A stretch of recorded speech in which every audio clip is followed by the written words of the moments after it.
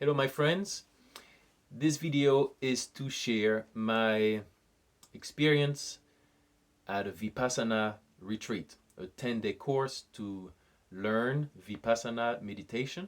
I just finished yesterday and I've been sharing with a few friends my experience, which is a great way to integrate the insights from this experience.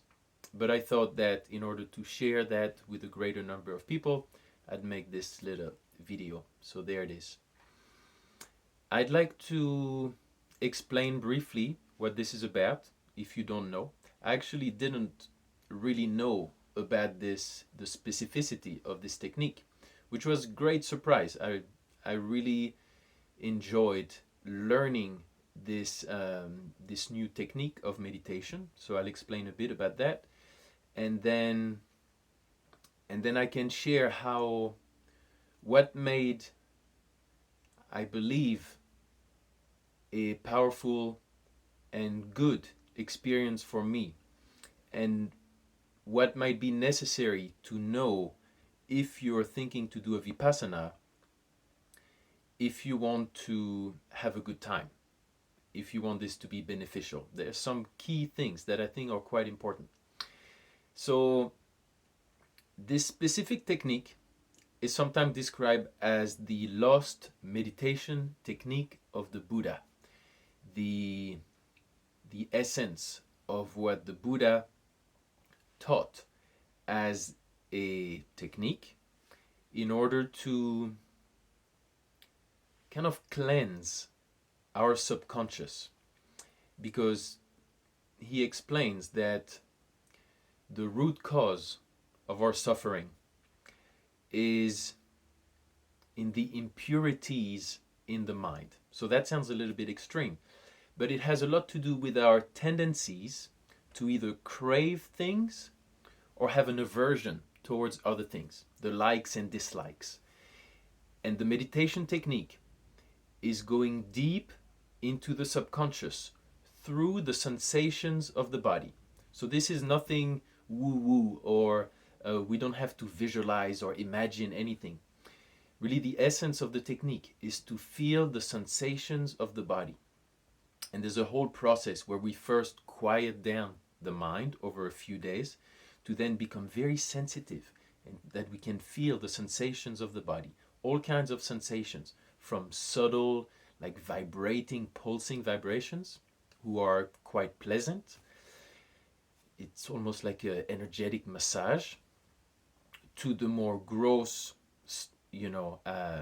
hard, tense, painful sensations that we get from sitting for so long. Because every day we sit for about 11 hours meditating. So of course there's some pain arising. And the essence of the teaching is that by objectively feeling those sensations, we go deep into our subconscious, where we have these stored seeds of craving and aversion. And one of the key aspects of the teaching is to stay equanimous while we observe these sensations. Meaning that whenever we have these pleasant sensations, these like vibrating, sweeping energy, where we almost feel like we're dissolving into a pulsating energy field, that's pleasant. That feels quite amazing. And on the other hand, we have this painful tension that we feel like we're a rock that's just like tight. So whenever we have the pleasant sensation, the idea is to stay centered, equanimous, and not build more seeds of craving. And when we have the discomfort sensation, to not feel aversion, to not want it to disappear, but just again, stay equanimous, stay present, stay still and neutral with it. And by doing so, we gradually weakened our tendencies to crave or to have aversion to things. And this is the secret to happiness. Because in life, there's going to be pleasant things and unpleasant things all the time. There is no way that we can set up our life to always have the things that we want and to not have the things that we don't want. So the secret to reduce our suffering is to actually be equanimous no matter what happens. So this is what we train ourselves to do at the deepest subconscious level. And the subconscious is the sensations of the body. Body and mind is deeply intertwined. And the sensations are the root level of reality, of who we are. This is what we can get in touch with. And the Buddha explains that the gateway to enlightenment, to freedom, to liberation from these cravings and aversions, it's nothing woo-woo, it's just a simple understanding of how to stay content in life, is by going into the body. We are here embodied in this world, and the gateway to wisdom, to understanding the nature of life, is by deeply feeling the sensations of the body. So this is what we do during this Vipassana retreat. And the key teaching that we can get not just an intellectual understanding of, but a direct experiential knowledge of, is the law of impermanence. That everything is constantly changing. That these sensations, they come up and they go. Whether it's these nice subtle vibrations or these hard painful sensations, they come and go. And this is easy to understand intellectually, but when you spend all day feeling that in your body, it seems to have a deeper impact on understanding that key law of the universe, the law of impermanence. And again, that's one way to liberate ourselves from suffering, from attachment, because we know deeply that everything will go. And a big cause of suffering in our lives is attachment. We experience something good, oh, I want this to happen again next week, or I want to keep this. We all know this. Again, intellectually it makes so much sense. But the Buddha taught, in order to truly become wise, which is not just intellectual knowledge, it's a deep knowing, we have to go and do the work of getting to know ourselves by observing the sensations. So in this Vipassana retreat, you have the first 2 days. First, you have to sharpen your mind. So the first step is called Anapana. The second step is called Vipassana. Anapana is building a sharp awareness through concentration of the breath.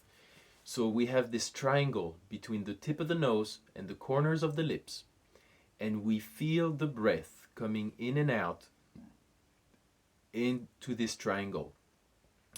Apparently, the Buddha said we have to concentrate on a small area, because you could feel your whole body breathe. But by focusing the breath on this small area, we sharpen the mind. We quiet it down. And that's really happening. First day, you try this and you feel the breath, 1 breath, 2 breath. All of a sudden you're thinking of, you just realize how insane you are, because the mind just is wild, is really wild. But being in this environment, quiet environment, collective environment, about 50 people meditating in silence, and you just train yourself to focus your mind on breathing, on feeling the breath. Anapana. First step, the mind is quiet, sharp, and alert. Then we start to feel the sensations. Again, preparation part, we keep feeling the sensations in this part, between the nostrils and the upper lip. And we start to feel more and more subtle sensation, tingling, itching, pulsing, pressure. We start to become more aware of the sensations. After about day 4, we're then ready to explore the whole body. So we go from the top of the head, and part by part, piece by piece, we get to feel sensations over the body. We have to try to be objective, to not imagine anything. Just feel sensations as they are. Am I feeling a tingling? Am I feeling an itching? Itching is coming quite often. But we remain equanimous. Oh, I'm itching. I'm observing what the itching is doing to my body. I'm not reacting. And by not reacting, we are weakening our tendencies of cravings and aversions. And then after some time, we're invited to, if we feel subtle, uniform sensations over the body, kind of this more tingle vibration, we can then sweep. And actually on day 6, it blew my mind, because in the morning, after 2 days of just feeling part by part, piece by piece, individual parts of the body separately, the sensations, I was starting to feel like I want to brush my awareness over the body parts. And then the guidance in the meditation is now, if you can, start to sweep your awareness with the free flow. And I was like, this is amazing. You're just starting to feel this free flow.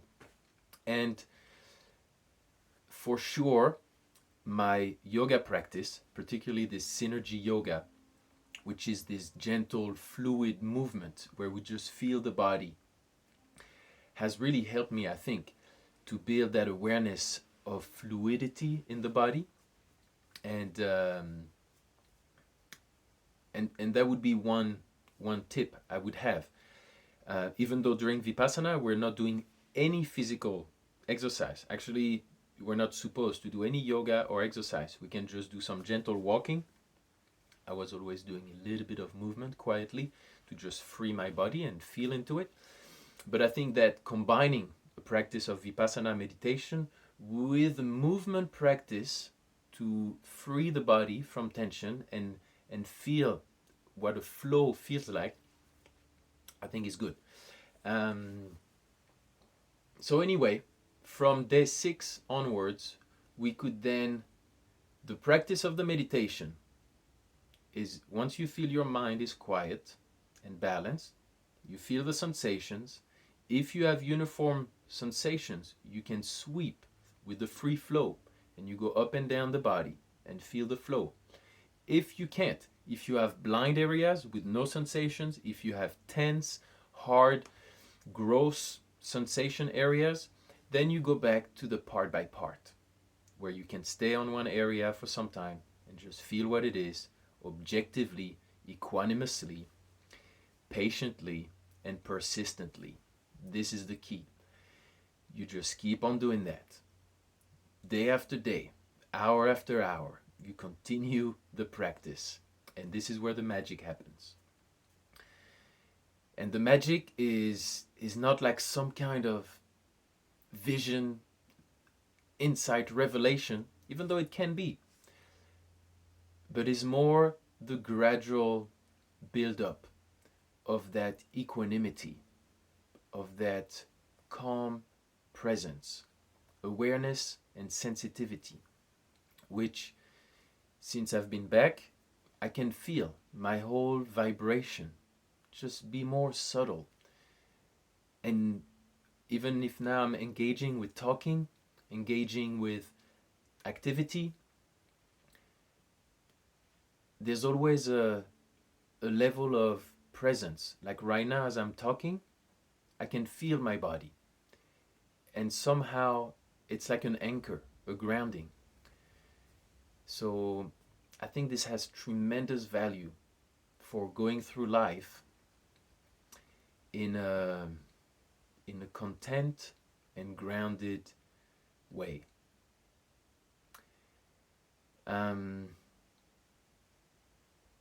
So for me, going through these 10 days somehow awakened also the athlete in me.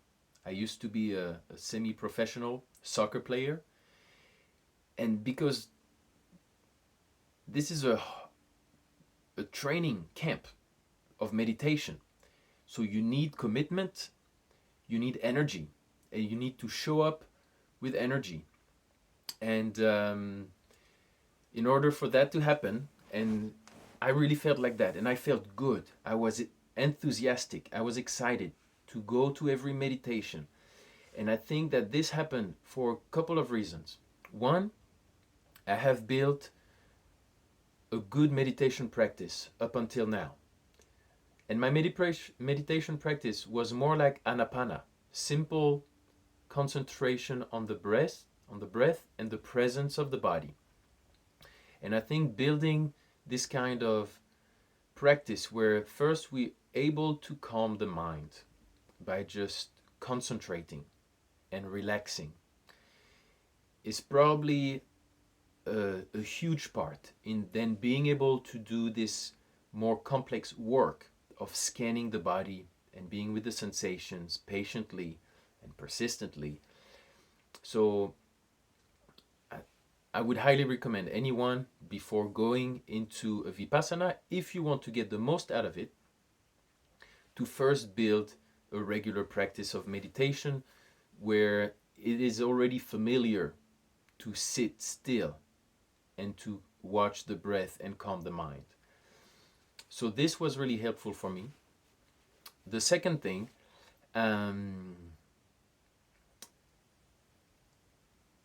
is that I asked for a chair. Now, most people were sitting on the floor the whole time. And I'm sure most of those people never sit on the floor cross-legged. I sit on the floor cross-legged quite regularly, every day for my meditation, and sometimes for eating. But even though I'm not used to sit on the floor 11 hours a day, and even though the invitation is to feel sensations and to stay equanimous, if you sit on the floor 11 hours a day and you're not used to it, you're going to feel some serious discomfort, some pain. And I don't think that's the goal of the practice. I don't think the Buddha wanted us to get enlightened by facing suffering or by consciously creating suffering. And I think that prevents a lot of people from having a deep Vipassana experience, because they get a little bit confused by the teaching, which is, it comes from an Indian background.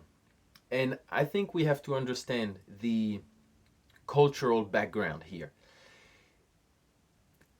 The Eastern philosophies or cultural tendencies is more shanti. People are more like easygoing, not so disciplined or hardworking. It's more about enjoying life, taking it easy.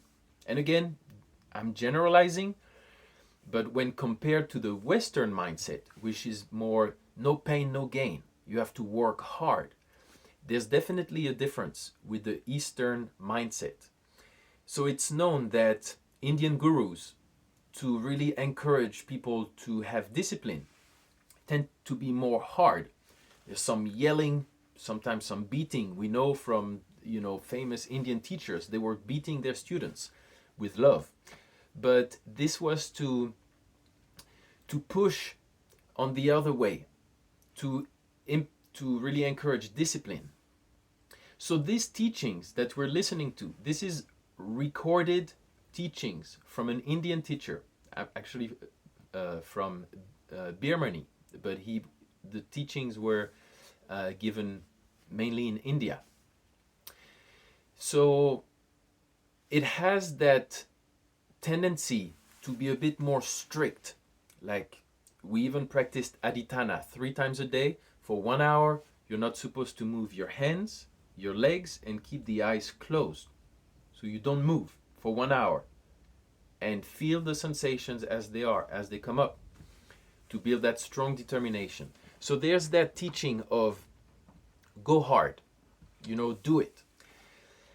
And I think when applied to an Indian culture, it's also, especially for people who are used to sit on the floor, it's great.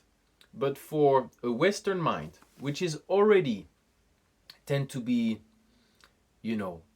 overly pushy, and then not used to sit on the floor so long, people are then do almost torturing themselves by staying with the pain. And I don't think that's helpful.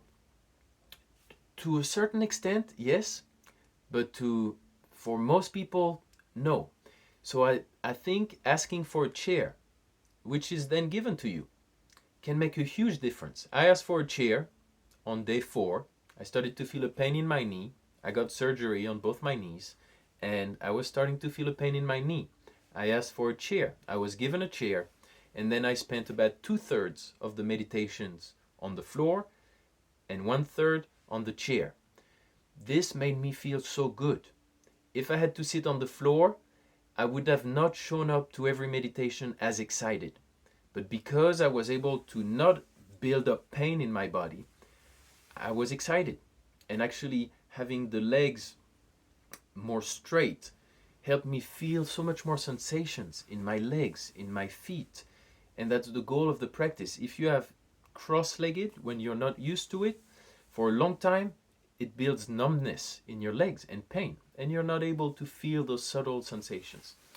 So my top tips would be build a regular meditation practice for some time where you meditate almost every day and get used to focusing your mind, and then ask for a chair when you go to Vipassana, and don't torture yourself. So I'm now quite inspired to continue with this practice. So I will definitely use this technique for my morning meditation. I also intend to implement an evening meditation, so twice a day, which is what they recommend to do. So I will continue with that because I can feel that really meditation is what makes sense to go deeper into making sense out of this life by gaining the deep understanding of what this is all about, not intellectually, but just tuning in to the wisdom of life and nature by the gift we're given, which is the body. And I feel that this is how we can go through life with confidence, with awareness, so that we can make choices